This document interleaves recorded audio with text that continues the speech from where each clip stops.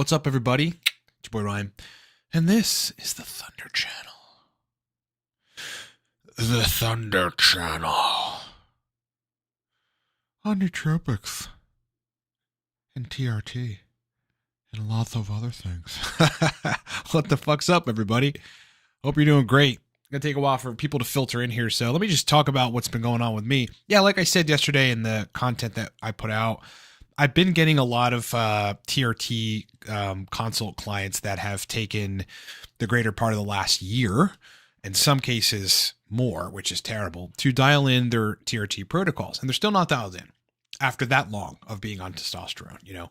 And I think it's because of a common misconception about a few things. You know, number one, estrogen. You know, these days some clinics don't prescribe AIs, which is crazy. And I'm not saying AIs are the best. They're hard to dose and whatever, but you know, you got to have them around in case you're on a higher dose and you require a higher dose, because that estrogen is just going to go up, you know. The biggest contributor besides prolactin to essentially numbing your junk and crashing libido, just inhibiting it, muting it effectively, is estradiol. It just really is, guys. And so I think that's one of the major misconceptions, but also, you know, the general orientation in the TRT community to go for more is more, to think more is more, right? Higher levels of testosterone feel really good for most people for a certain period of time, right? And then comes high hematocrit, obviously trouble managing estradiol. Like if you've dialed in an AI protocol with your TRT protocol, then it's relatively easy, right? You just have to know how to dose Arimidex, you know, or exemestane. But it's still, you have to dose it when the doses are very high. So people think that ultra high testosterone is the way to be, and that ultra high testosterone equals higher libido, and it just doesn't. It does in the presence of tightly managed estrogen, you know, but that is really difficult to do in higher doses. So, you know, again, I've had to suggest lower doses of testosterone for people, which has about a 2-week lag period of tiredness and some symptoms. They're symptomatic for about 2 weeks, and then they level out, and energy is actually better, which is interesting, and gym performance is better. They may not be able to push as hard or lift as much or the same. It'll just take them time to kind of get over that hump, but they feel like their cardiovascular system works better. That's via lower estradiol.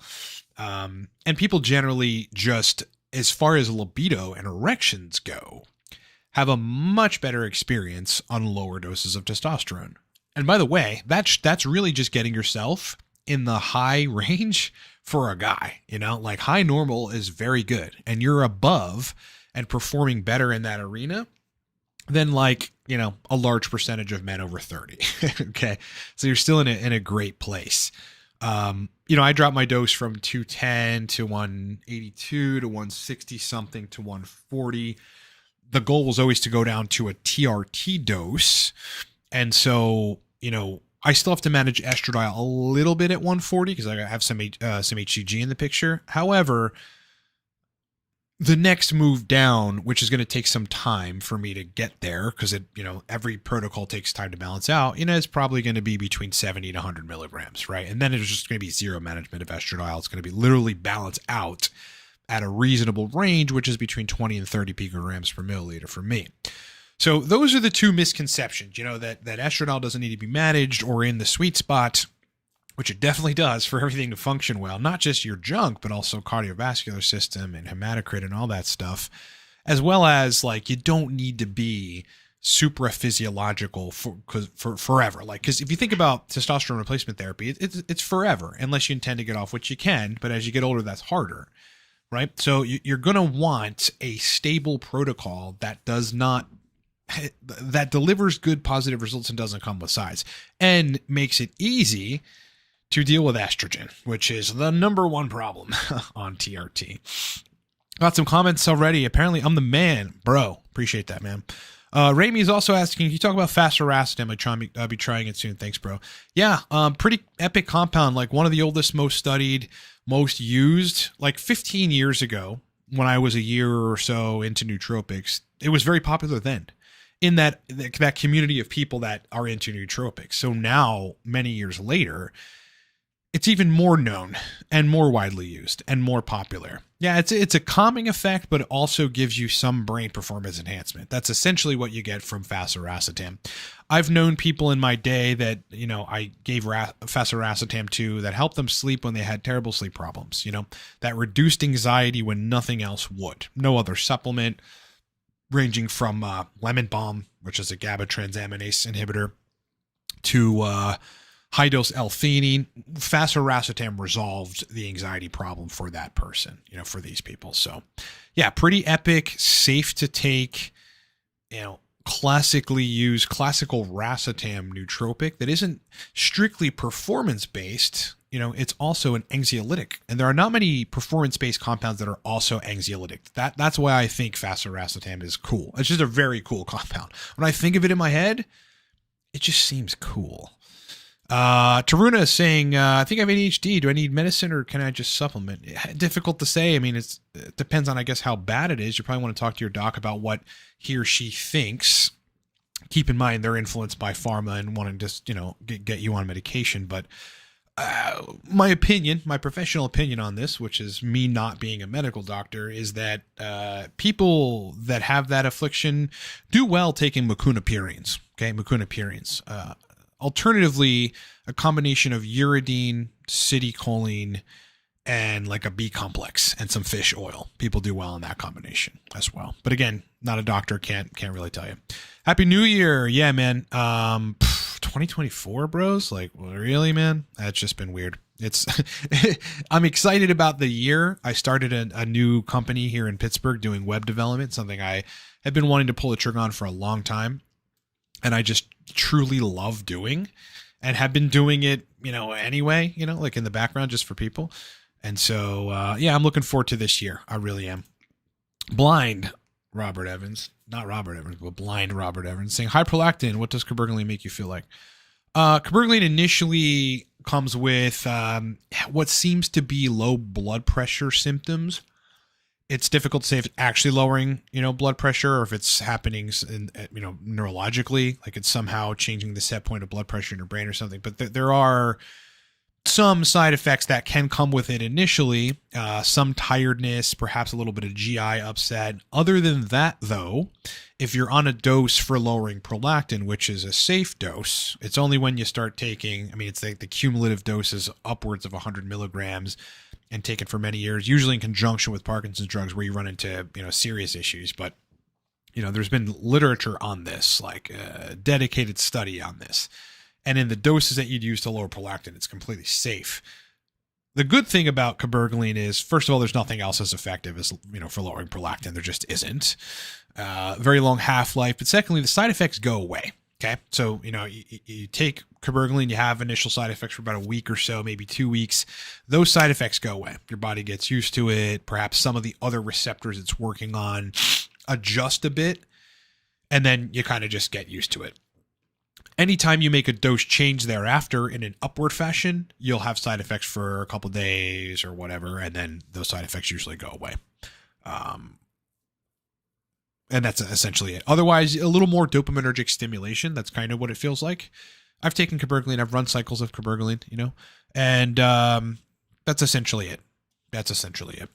Pretty awesome compound with a pretty good safety profile, so long as it's dosed correctly and not super high. And with prolactin, it's like, if you're just trying to lower prolactin and you don't have a tumor that's secreting prolactin, you're probably looking at 0.125 to 0.25 once or twice a week, and that is a very safe dose. How do you dose 1 milligram? 1 milligram of what? Always follow that up. All right. Michael Adesanya saying, how do I determine if HCG I obtained from an underground lab is underdosed or affected by analyzing my blood work? LH level is currently 1.0. Well, it's not going to modify LH except for probably shut it down further.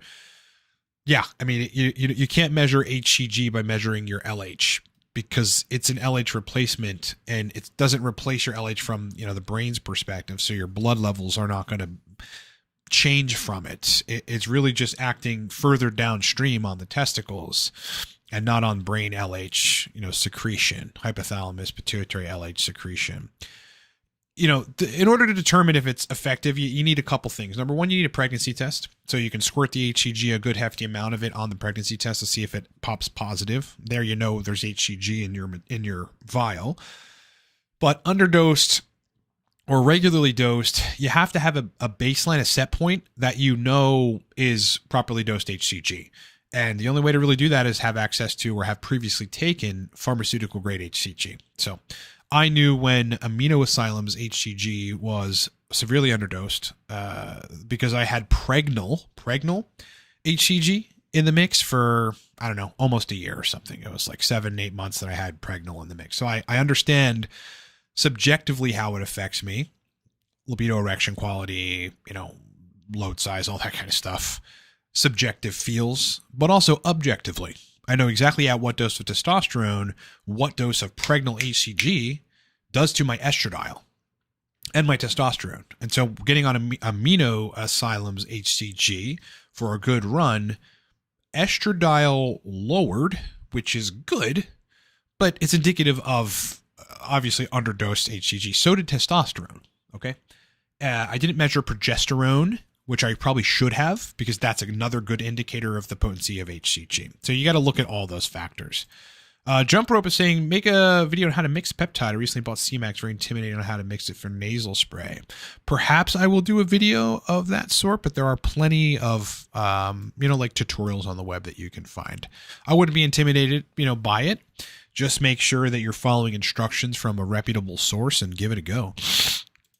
ACAS is saying, have you dabbled with any longevity supplements like, NMDA? So all of that basically. Thoughts on adding to daily regimen? Yeah, I think resveratrol is a pretty killer compound. I don't know about daily. I did look at modifies blood pressure to some extent. So you want to be careful about that. NMN, same. I mean, if you have some sort of deficiency in, those enzymes that MNN will help you create, then it may be useful to take. I think all those drugs are somewhat overhyped in terms of like longevity. I don't know. We have nothing. We have no person taking it for 30 years and like that had some sort of like predetermined cause, like their family history was like they had some serious ailments and they should die young because their dad did and his dad did, that were taking these things and they lived longer. We just have nothing really tangible there. According to what they do, I think they're useful to take. I don't really think they're bad to take. I think if you really want an anti-aging supplement, get a multi-B, multi-mineral. Get a 1-a-day multi-B, multi-mineral. Literally, that's an anti-aging supplement. Not just via the minerals that you're going to get that you don't get in your diet. Most people don't. But the V vitamins that will protect your brain from dementia and Alzheimer's. Blind Robert Evans is saying, do you think 9-MeBC could be helpful for someone with schizophrenia where it restores the dopamine system? Potentially, but you got to be really careful because as far as I know, schizophrenia is more an overage of dopamine receptor agonism, like dopamine receptor binding and perhaps too much dopamine. This is why the medications for this are dopamine receptor antagonists, dopamine receptor blockers, basically. So where you'd be enhancing dopamine in general, it may be in the wrong direction for someone with schizophrenia with 9-MeBC. Top 15 to 20 nootropics to start incorporating to minimize probability of dementia. I could make that a topic of a future video. Yeah, because there are some. Uridine would be one of them. CDP choline together with uridine another. Paracetam alpha GPC separately another. Again, multivitamin, multi-mineral complex with all the Bs. Good anti-Alzheimer's supplement. Acetyl L-carnitine, great anti-Alzheimer's supplement. Noopept, good anti-Alzheimer's supplement. I'm trying to think, any of the neurogenesis agents like dihexa would be good. Hydra 21, PRL 853. Abel is saying, what substance have worked for you but ended up stopping working or ended up getting side effects? Well, that's a good question. Most nootropics register so long as the dose is right for me and there's nothing interfering with it, like in my supplement regimen, which is a big inhibitor of good effects that most people just overlook. There's always a reason why your nootropic may not hit the right way or whatever. I'm trying to think of substance that really, no matter what I did, I couldn't get the dose right. I would say centrophenoxine. I mean, I've gotten some stacks perfected with it, but it's harder. That's a compound that's harder to perfect. I'm not sure why. I mean, I have theories on why. If I take Fasoracetam too consistently, like if I just take it every day, the effect will just be less prominent for me. Like I'll notice it less. Then when I stop taking it, I'll notice that I stopped taking it. But it won't be that noticeable acute stimulation. Doesn't mean that, Fasoracetam's bad, because it's actually safe to take daily. But, the trio of racetams that are most popular, phenylpiracetam, Fasoracetam, oxiracetam, they can come with tolerance, okay? Side effects, I mean, anything that is dosed too high will give most people side effects. Modafinil gives me side effects past 100 milligrams. I mean, I can dose more, but then I have to put up with the side effects but also gain the extra performance. Side effects are namely sleep problems and some histaminergic side effects. But if I stay in that 75 to 100 dose range on modafinil, I'm good. So again, it's all relative to dosing. ACAS is saying, does HCG monotherapy require PCT with Clomid after stopping? Yes. I don't know that you necessarily... See, if I did HCG monotherapy and the gonadotropin shut down to an appreciable extent, which they would, I would not PCT with Clomid after. I would let my natural production start, which is going to happen in that first couple weeks off of it. It may not be to its full potential in 2 weeks, but, very quickly, the hypothalamus pituitary is going to get that signal that you don't have a lot of testosterone in the system, and you're going to start making it. So if it was me on HCG mono, and I would just decided to get off of it, I would not PCT. Yeah, I would not take Clomid to PCT. Clomid comes with its own issues, not the least of which, even though it's blocking estrogen receptors, is high estrogen. You're still going to have blood levels of estrogen that are high. That can cause symptoms elsewhere. I would let my natural production come back, honestly. 5K HCG weekly for libido would be fine. I think it's a little on the high end for monotherapy, but it should be fine for percentage of men, probably a good percentage of men, assuming there is no exogenous T in the mix, because then you're just going to aromatize like a motherfucker. Thoughts on nicotine? I've done some content on this, Drew. So if you want to watch 3 or 4 videos ago, I did actually 2 or 3 videos ago. I did a video on the channel on nicotine. I love it. I use patches, 7 milligram patches, 4 or 5 times a month, maybe more. There was a stint where I was dosing it a lot. It's just instant energy, instant brain performance. Michael's saying estradiol at 55, pregnenolone is 37, progesterone level of 0.6, considered low. Not particularly, but your estradiol is high. I would not have it that high. Why is SHBG at 13? Free testosterone's high at 299. If you're on exogenous hormones, they drive SHBG down and free testosterone high. Yeah, if you're not taking an NAI and your estradiol's at 55, your dose is too high. All this will be solved actually by lowering the dose, including the SHBG bumping up to probably 20 or so, which is a good range. Krill versus omega-3. Yeah, krill seems to, just because of the phospholipids and making it a little more bioavailable, be better. So yeah, that's kind of where I'm at. If I don't have any krill, or krill's expensive. I mean, you go to the store and krill's like $29. Literally, the Arctic krill is like $29 for a bottle of not many gel tabs. So, that's one of those kind of things. Chris Sanchez, anything dangerous when stacking 9-MeBC? You'd really be looking at hardcore pharmaceutical drugs, hardcore dopamine agonists. I wouldn't stack it with Cabergoline. I wouldn't stack it with bromocriptine. I wouldn't stack it with kratom. Kratom's just terrible in every way. Yes, no problem with the questions, man. I'm glad you're watching. That's what these live streams are for, bro. Questions. Dihexa may be synergistic with Noopept. Definitely. I mean, acutely, you'll get a good benefit. I had this guy, his name was Ryan also, who I did consulting for, a big business guy out west, California or something. And he wanted to try stuff like this, but he just wanted my kind of guidance on how to dose it and stuff. And so he would do stuff like this, and he'd be like, dude, I felt like I was like, Bradley Cooper Limitless for 5 hours. So yeah, that kind of stuff will work. Just got to be, I'd say, conservative with dosing, medium dose everything. Michael is saying, I see a lot of people saying TRT is dangerous because of heart problems. Why? I see people on Reddit with anxiety and TRT saying I'm having heart problems while on TRT. Well, there's a big difference between the estrogen-induced anxiety and the estradiol-induced increase in hematocrit, which, past 52, 53 for a long time could be strenuous on the cardiovascular system.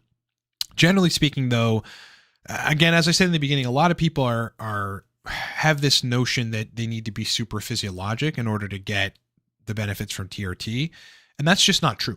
It's just not true. You get in the high end of normal, you're going to get all the benefits from TRT and less of the side effects, if any. So, the notion that testosterone, exogenous testosterone, is bad for your heart has been, long debunked.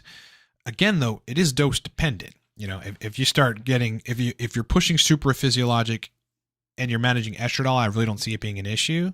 And I mean 13 to 1500 nanograms per deciliter. If you're not managing estradiol, it's going to become a problem. And, not necessarily for the cardiovascular system right away, but again, estradiol in too high quantities is really going to mess with your cardio, like your cardio in general, your breathing. Hematocrit gets high, which is largely driven by estrogen, guys. That research is actually clear. I don't know why anyone's not pointed it out but me. So manage the estradiol. Otherwise, you stay at the high end of normal. You're doing your heart a benefit by being on TRT. ACAST, how do you consistently stay productive? What productivity systems do you use? I don't use any systems. I used to be big into that stuff. I used to be huge on to-do lists. Really, if you want to keep it simple, your energy needs to be really maxed all the time. That's why we talk about what we talk about, whether it's testosterone or nootropics, or good supplements that are actually effective. And you need to operate from a to-do list, right? You need to know the general orientation of, you need to do some thinking about what things you do or will do or can do will make a big impact in whatever your goals are. What's the biggest impact stuff, and then focus on that. Eating the frog, which is getting the most important stuff done in the morning. That's critical, because no matter what performance optimization you have, you're going to be most effective in the morning for sure. I wake up, go to the gym, run some errands, and then right to work, tackling all the stuff. This morning, it's 9 a.m. What is it? Yeah, 9:30 or something. I've been up since 6. I've gotten a lot done. I'm talking about transfers in cryptocurrency from wallet to wallet. I have started a proposal on another business that I'm running for a client. It's only 9:30. And by noon, I'll have more done. This live stream, the proposal will probably be finished, other work, etc.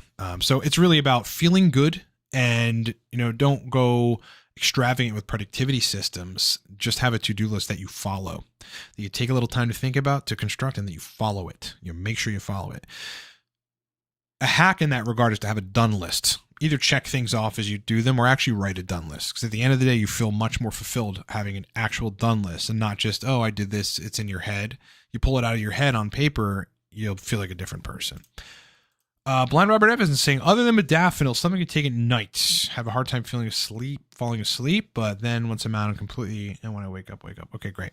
High dose L-theanine for this. Yeah, for sure. That's what I would suggest. You don't want to start getting in the habit of taking things that a drastically modified GABA system or something like Xanax or any of that stuff, or phenibut. Fasoracetam is another good option for that.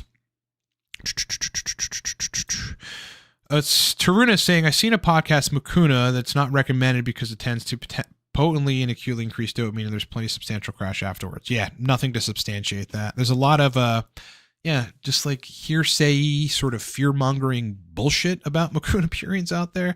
And the most prominent of which is that it's going to desensitize dopamine receptors, which you can't do with Mucuna purines. I mean, it's biologically active, naturally occurring levodopa at a very small percentage. It's not pharmaceutical levodopa. Big difference. It costs 3 milligrams of Arimidex weekly, 5,000 IU/HCG weekly. Yeah, I think 3 milligrams Arimidex is too high for that. If you're a severely overweight person that drinks a lot, it might be fine, meaning those things make you aromatize a lot, but I still can't even see. That's just a very, very potent drug, Arimidex. 3 milligrams on 5K HCG a week is likely to crash your estrogen, in which case you're going to feel like a menopausal woman. You want to know what that feels like? Go to the menopause subreddit and read all their experiences about heart palpitations and urinating too much and having icky joints and sleeping like shit and having anxiety and all this sort of stuff. You don't want estrogen to be too low. Rate it or take it. Vinpocetine. Yeah, that's a brain blood flow and oxygen increasing chemical. Haven't taken it in a while, but I do have some. I've taken it for years. Michael Adesanya was saying on HCG, which makes sense why it's high before taking it, was at around 48. Well, that's not a big difference. The HCG made it go up, what is that, 6 points or something, or 7 points. Ultimately, if it's just HCG, you probably want to lower that dose a little bit. You got to get the estradiol between 20 and 30. If on TRT or HCG or both, like the best range is going to be 20 to 30 on estrogen. If you can get your doses on those, exogenous hormones or gonadotropin straight to where estradiol naturally lands in that range, you're going to have a much better time.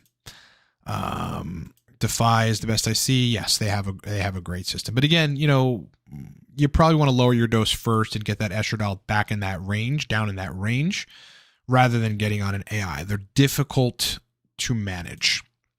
Yes, ACAS is saying his mom's having a difficult time weaning off Xanax. She's not alone. She's not alone. Many people have that issue. SNC Nutrition, thanks for the super chat, brother. Hope you're doing well, man. Spermidine and best time to take, morning or bedtime. Let me just look that up because I'm not really sure what that is and exactly what it does. I have ideas by just looking at the name. Autophagy, okay, is a main mechanism at the molecular level. Very interesting. Inflammation reduction, lipid metabolism. I would say this: if it doesn't interfere with your sleep, which it may or may not, compounds have an uncanny ability to do that, whether or not they're stimulating, I would take it at nighttime. Yeah, I think when you're sleeping and a lot of restoration stuff is happening, that might be the best time for something that's inducing, autophagy. Spermidine. I've not even heard of it until you said something about it. Yeah, induces autophagy and exerts additional and potentially autophagy or autophagy independent metabolic and transcriptional effects in vivo. These changes may explain disease modulatory and anti-aging mode action of polyamine. So it's a polyamine. Okay, got it. Yeah, interesting chemical. I would take it at nighttime. Try it. If it interrupts your sleep, take it in the morning. I think that's fine. I'd probably take it not with food so that you can make sure you're absorbing all of it and then kind of go from there. Appreciate the super chat, my man. Other questions, boys. If you got them, send them. If you got them, send them. Send them. Send them. Send them. Send them, boys. Send them, boys. No. Guys, everything is on sale right now. LiveCortex.com. Cortex stack. Links are in the description, and so are the codes. That thing's 25% off. Torque stack, 25% off. TRT protocol optimization consult, far cheaper than it's been in a very long time. Supercharged dopamine, 20% off. Nootropics mastery, 20% off, boys. Support us, because all this content, it's got to be funded. Everything has to be funded. This company's actually very expensive to run, despite what people think. Product alone, and the amount that we have to purchase to buy product is a lot. Several dozens of thousands of dollars every time that product needs to be purchased. So support your boys, support us at livecortex.com and get really, really great product. We are not selling, we're just selling good stuff. I built 2 great stacks, and all of my knowledge has been poured into these courses, and obviously consulting speaks for itself. So spermidine helps with hair and sleep supposedly as well. I never heard of it, but interesting that you brought that to our attention at this point. Michael's on TRT and HCG 150 and HCG is at 1400. Yeah, for your particular case, I'd take that TRT dose down at this point. I remember us talking about this, I think, in a consult some time ago, Mike. So I'd take your testosterone dose down to 100. You'll feel tired for about 2 weeks and then it'll level out. 6 weeks, everything will be stable at the new level, at which point you should get bloods. Gerald Slaw, hey Ryan, bought Cortex. Usually take it around 5 p.m. Don't feel much of a boost when I lie down to sleep. It feels like my brain wants to be awake. Yeah, it's affecting you pretty interestingly. I mean, I don't know what else is in your regimen. I would wager there's something in your regimen that's either interfering with it, or perhaps some sort of brain chemistry issue that, is from previous medication. So you want to look into that. But no, generally, Cortex is pretty fast onsetting, like instant, like 20 minutes or so, and then you just have a good solid 4 to 5 hour period of energy. You're just responding somewhat like an outlier. It's interesting that at 11 p.m. it kicks in, but it shouldn't be doing that. Yeah, you got to look at your regimen, my man. Or try Torque. Torque just may be a better supplement for you. Cortex has some very, very potent adenosine receptor modulators, the same receptors caffeine works on. So, it just may not be striking the right chords for you.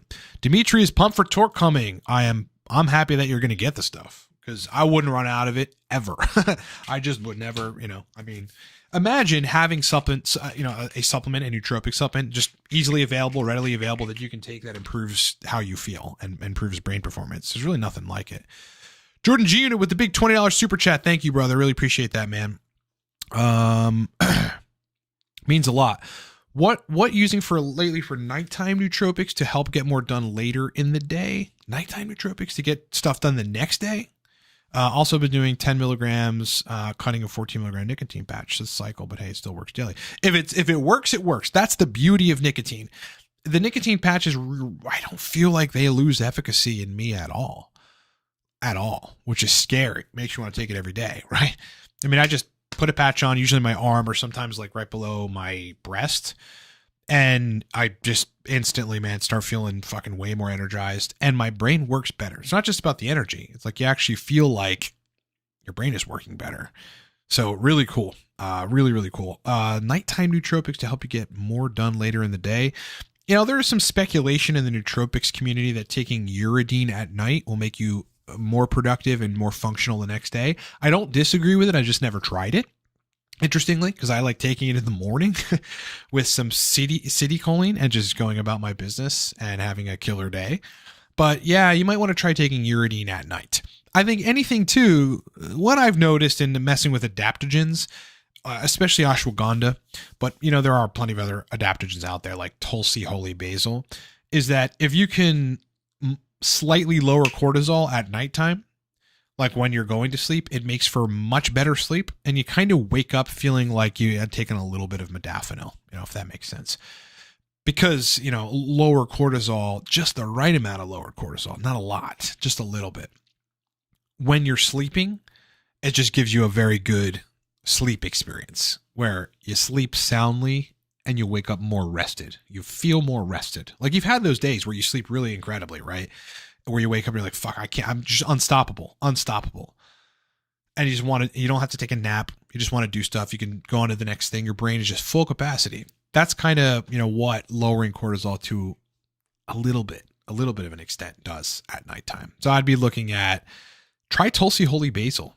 That stuff's pretty epic for, being an adaptogen. I would take some rhodiola possibly at night. If it doesn't energize you, which it does for some people, then that would also be very effective. Ashwagandha is hit or miss for people, nighttime nutrition, and then try uridine. Yeah. Try taking uridine at nighttime, 150 milligrams or so. I would take it by itself and just kind of see how you fare in the morning. You're probably going to find you function better in the morning. As far as the nicotine patches go, I back and forth, I've heard professionals say they're not meant to be cut. I have cut them as well, and it didn't really seem to negatively affect the effects, but it just seemed to cut the dose in half. But the technology is really not made for that. So that could be a marketing thing too. They just want you to have the whole patch or whatever. I don't know. But if it's working, it's working. That's it. If you find, cutting a 14 milligram patch a little bit, so you're roughly 10 milligrams of nicotine, then fucking more power to you, dude. If it works, it works. I really appreciate the super chat, brother. That makes a big difference, man. Thanks for that. You guys can ask questions for free. You can super chat. Keep in mind, if you super chat, we'll do a deeper dive and go into it further. Dimitri, 1 capsule or 2 of Torque. I would start with 2. Yeah, I'd start with 2 guys. That's the regular serving size so that you see kind of where you are. We made the stack basically so that, anybody that takes it in the serving size should get a positive result. everyone, I mean, mostly everyone is like, wow, this is something else. The people at the lab that make the product, like that we instruct to bottle it and capsule it, my sales guy, my account manager takes it, took it the first time, was like, brother, you know, he had taken Cortex when we had the old version, so he knew my stuff was legit, but yeah, torque at 2 capsules is highly effective. Ismail took 90 BBC for 7 days. My head was going to blow. I stopped. It's scary. Yeah, it may have been messing with blood pressure, because dopamine can do that. You probably over responded to it, and I don't know what your dose was. No, it does not cause cancer. That's Reddit fear mongering. You want to have scientific resources to back stuff up, you know, when people say shit. You also want to try to go down the logical path of what they're saying. I've done it all with all the fear mongering, and none of it makes sense. But it would take someone versed in interpreting scientific literature to even determine that. Most of Reddit is not that type of person. So, nicotine can be good for you in a variety of ways. Staving off Alzheimer's, you know, giving you brain, blood flow, enhanced blood flow, making your brain work better acutely, optimizing acetylcholine receptors. Inder saying was on sub-Q test, 180 milligrams a week, which got my free test to 533. Just switched to a compounded cream, 100 milligrams, 180 daily. Yeah, different conversion. Plus 500 milligrams HCG. Does it sound like it would raise my levels higher? I don't know what the milligram quantity per pump of your cream is, so I can't tell you the answer to that question. But 500 twice weekly of HCG is perfect. I don't see an issue with that. You want to, with that, if you don't want to take an AI, you'd want to run the equivalent of between 80 and 100 milligrams of exogenous testosterone per week. And I'd split that up either every day, every other day, or twice a week. Yes. Oh, so at nighttime, you need to get more done before the end of the day. Oxiracetam and aniracetam, my man. Yeah, and I would be dosing 200 to 400 milligrams of each. You could either dose it together or separately. I wouldn't dose them super high because they could mess with your sleep if they're dosed too high. But I often take small doses of aniracetam at night. Usually it's because I didn't sleep well the night before or something. It's just like something has taxed me to where I'm not myself at 6 p.m. And if I need to be, aniracetam at 350 does the trick. That's what I'd suggest you do. ACAS is with a super chat of 350. I think I don't even know what currency it is. Can you suggest anything to try for my mom's dependency on Xanax, severe side effects while tapering? Not really. Yeah, that's a really difficult one. I mean, your only options are to be dosing Fasoracetam. In the meantime, there is a peptide that is called C-Lank, and C-Lank actually modifies the benzodiazepine sites that are on one of the GABA receptors that, Xanax binds to and modifies in a negative way. So, I would supplement Fasoracetam while she's getting off of it so that she feels a little better. And I would strategically dose a couple hundred micrograms of C-Lank like every other day. That's a rough suggestion, but, that's what you would want to do. I would also probably have her look into, I would say mild neurogenesis agents in case there is GABA neuron issues, which may come from taking Xanax for a long time. And, the prominent one that comes to mind is Dihexa, Dihexa. That's what I would be using it, if I were her. But also, I don't know how old she is, and whether or not she can do physical activity. But a good degree of the restoration of the GABAergic system is going to take place if she can do cardio, if she can do some sort of cardio exercise. Anything contemplative like transcendental meditation will probably help too. And there's literature on that. I mean, you're restoring some degree of neuronal function, like glial cells and connective function. So I would be doing a combination of all of those things. I would also have her get her hormones straight. I don't know what her hormone levels are, but if she's older, she's likely lacking estrogen. You know, if there's a deficiency at any capacity in any of the sex hormones, I'd have her go on therapy to get them normalized, right? Because estradiol for a woman and testosterone to a lesser extent does affect anxiety, right? Via directly affecting kind of the GABAergic system, dopaminergic system, among other things, serotonergic system. Thoughts on stenabolic? I don't know what that is. You might want a brief description of it. Huperzine A. What do I think about that? I think it's pretty potent, pretty epic stuff. I use it, I don't know, 3-4 times a month, maybe. It's hard to say. I just did, I want to say 2 or 3 videos ago, or maybe 2 videos ago, a video about Huperzine A. So look on our channel and find the video that's titled something to the effect of, what the cognitive agent that James Bond should take. Because it's a perfect James Bond compound. And that's all about Huperzine A. Okay, it's literally about Huperzine A. You are welcome. Dimitri is saying, as a programmer with trouble focusing on tasks, I get tired around 3 p.m. daily. Would Torque or Cortex work better? Either or. You're going to have to try and see. And they're both potent for turning on energy and rescuing you in these crappy states. I mean, Torque lasts longer typically because Cortex has some fast acting but less duration stimulants in it.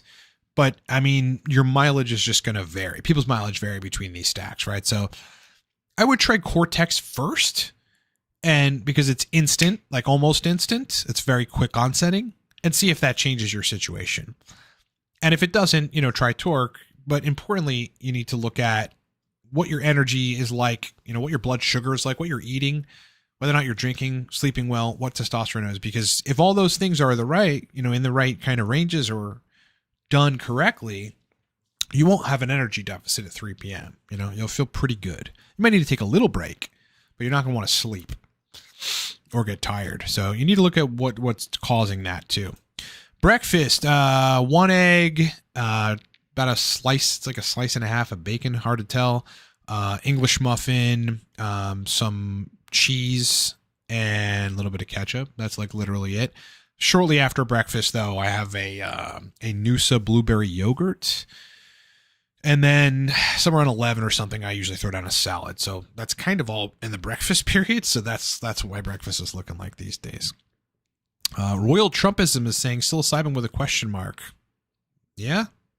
Okay. Cool. Acast, thank you very much. Appreciate it, brother. Thanks for asking the question. Thoughts on pregnenolone? Yeah, as a supplement, it's just hit or miss for people. I mean, that's what I can say. For people that are on TRT, yeah, it'll help you backfill some of the other, neurosteroids because it's like master precursor hormone to them. But, the degree to which your brain controls that in a way which is natural is difficult to say. You're better off just taking HCG, which would make you, make the neurosteroids from a much more endogenous perspective and balance out in a way that makes sense. Is there a superstore to buy good stuff? No, don't know what you're talking about there, man. And we can't really talk about sources of stuff too, but we do in Nootropics Mastery, which is a course of mine on livecortex.com. Yeah, it's that right there. Well, I lost it. So there are sources. There's actually sources for dopaminergic compounds and sources for nootropic compounds in Nootropics Mastery. In both of these courses, you got sources, boys. Mike is saying, my testosterone in the labs lower. Is that a bad thing? Best I've gotten blood work done last week. My test was 934 to now 847. That was switching from IM to sub-Q. Yeah, so your testosterone is, I don't know when you're testing it, but your testosterone is peaking at a different level because sub-Q is a slower distribution of, the hormone through your system. That's why, IM is a quicker distribution, so it'll cause a little more peak. Sub-Q is just slightly less. And that might even be better for managing estrogen. If you switch recently, estrogen might lower a tad. Ultimately, like I said, you're probably going to have to lower your dose. Like your total dose of testosterone. More and more I'm seeing, guys do better after trying the rigmarole of using an AI with just lower doses of everything. So that estradiol falls in that 20 to 30 range and that everything just functions better that way. And I'm one of those guys that was super physiologic for the first year on TRT, right? And then it's like close to super physiologic thereafter. And then, yeah, soon enough, like I had just moved down to 140. That's just about balanced at this point with 1,000 IU/HCG a week. But I still got to manage estradiol a little bit. So again, I'm going to go down to like between 70 and 100 of T. Keep HCG between 700 and 1,000 a week, and see where estradiol balances out. In my experience, that's a perfect protocol for keeping estradiol in range. Yeah. TRT is a dance, man. But the best thing you can do is have your protocol set that estrogen falls in range naturally.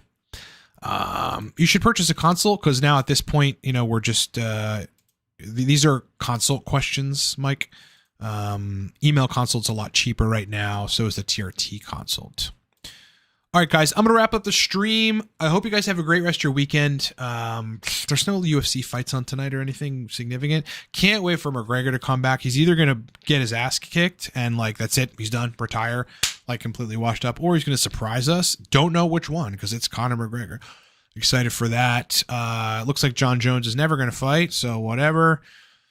And I don't know what I'm really doing this weekend. I got dinner tomorrow, and then I think today I'm going to play some Warzone. I'm going to play some Warzone, hang out with my cat, maybe watch a flick. So again, discounts for product, Cortex, Torque, both courses, consulting are in the description. Okay, so there's codes, actual coupon codes for product in the description of the video, livecortex.com. And then the consults are discounted, and you don't need a code for those. All right. Epic questions, guys. I hope you have a great rest of your... Oh, look, I got a super chat I got to respond to real quick. Jaroslaw. I respond very weirdly to nootropics. Small dose of rhodiola makes me sleepy.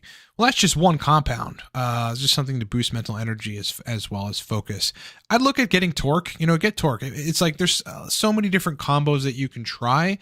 On livecortex.com, there's Nootropics Mastery, which you see at the bottom of the screen. That has a lot of stacks in it, and they're finalized stacks, meaning they're stacks that I extracted from documents of working with clients over years that they responded well to.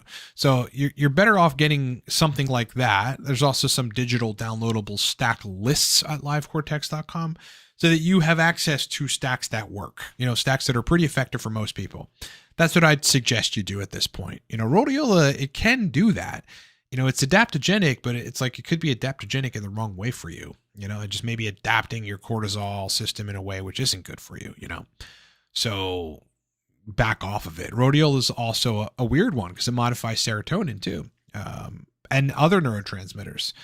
That should be fine for a normal person, but like it's like if you had been on an SSRI, or if you're taking something else serotonergic or another psychoactive compound, then rhodiola might mess with you in a negative way. But there's plenty of other nootropics out there, and it's really all about finding the right balance of synergy between compounds with the right doses. That's why I built Nootropics Mastery and the digital downloadable books. There's one called Stack List. It's just all perfected stacks. There's one for business professionals. There's Smarter, Better, Faster, which has a lot of stacks. So you're better off going and buying those and actually having access to highly effective, proven effective nootropic stacks. All right. Thanks for the super chat. Really appreciate it. Everybody else that asked a question, really appreciate it. Another live stream coming more than likely next Saturday. So look forward to that. A lot of content coming this week as usual, just really epic stuff lined up. So make sure you're subbed, make sure you like the video, make sure you share it if you have the opportunity or if you feel like you want to. And I will talk to you guys on the next one coming soon and probably tomorrow. Later.